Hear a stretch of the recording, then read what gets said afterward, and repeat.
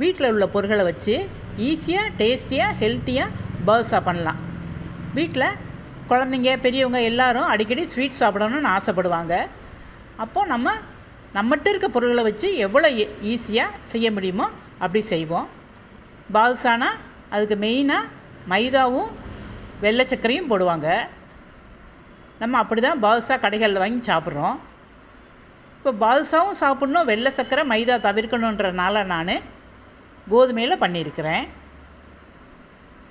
ஜீனிக்கு பதில் வெல்லம் போட்டிருக்கேன். ஆனால் நல்ல டேஸ்ட்டாக வந்திருக்கு. இது மிஷினில் அரைச்ச கோதுமை, அதனால் நான் சலிச்சுக்கிறேன். அந்த தவிடு எதுவும் இல்லாமல் கோதுமை இருந்ததுன்னா நீங்களும் சலிக்காமல் கூட பயன்படுத்தலாம். இந்த சலித்த கோதுமை 1 கப் எடுத்துருக்கோம். ஒரு பவுலில் கொட்டிக்கிடுவோம். கொஞ்சம் உப்பு போட்டுக்கிறணும். 1/2 spoon baking powder, 1/4 spoon baking soda, 1 spoon நெய் எல்லாம் போட்டு இந்த நெய் மாவில் எல்லா இடத்துலையும் நல்லா பற்றணும். அப்போ தான் நம்மளுக்கு ரொம்ப சாஃப்டாக கிடைக்கும். 1 ஸ்பூன் புளிச்ச தயிர். புளிப்புலாத தயிர்னால் கெட்டி தயிர் நீங்கள் 2 ஸ்பூன் கூட யூஸ் பண்ணிக்கிறலாம். தயிர் சேர்க்க நெய் சேர்க்க நம்மளுக்கு மிருதுவாக கிடைக்கும். மாவு சப்பாத்தி மாவோட கொஞ்சம் லூஸாக இருக்கணும்.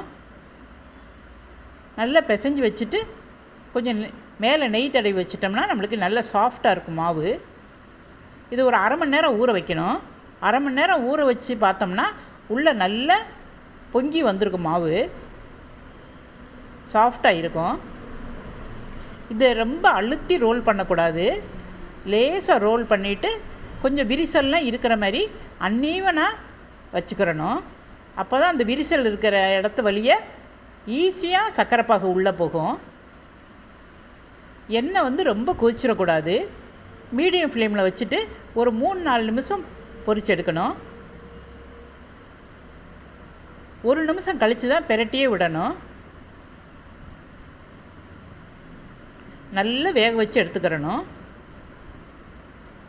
இது கோதுமை மாவுனால் வேக நேரம் ஆகும். அதனால் நம்ம மீடியம் ஃப்ளேமில் வச்சு மெதுவாக வேக வச்சு எடுக்கிறோம்.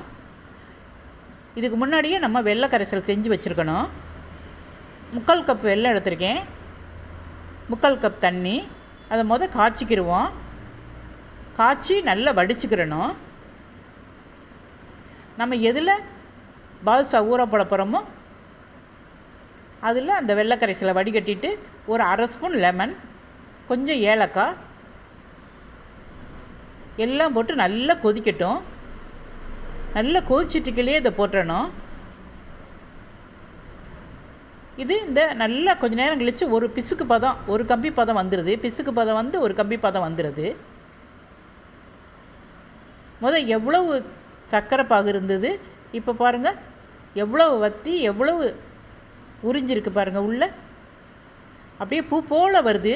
ஜூஸியாக இருக்குது, டேஸ்ட்டாக இருக்குது. ஜீனியில் செஞ்ச பாதுஷாவோட இது ரொம்ப டேஸ்ட்டாக இருக்குது. நீங்களும் பயப்படாமல் இதை செஞ்சு கொடுங்க. எல்லோரும் ரசிச்சும் சாப்பிடுவாங்க. இப்படி ஹெல்த்தியான ரெசிபி வீட்டில் எல்லாருக்கும் செஞ்சு கொடுத்தோம் நம்மளுக்கும் மன திருப்தி இருக்கும். எப்படி இருக்குன்னு செஞ்சு பார்த்துட்டு கமெண்ட் சொல்லுங்கள்.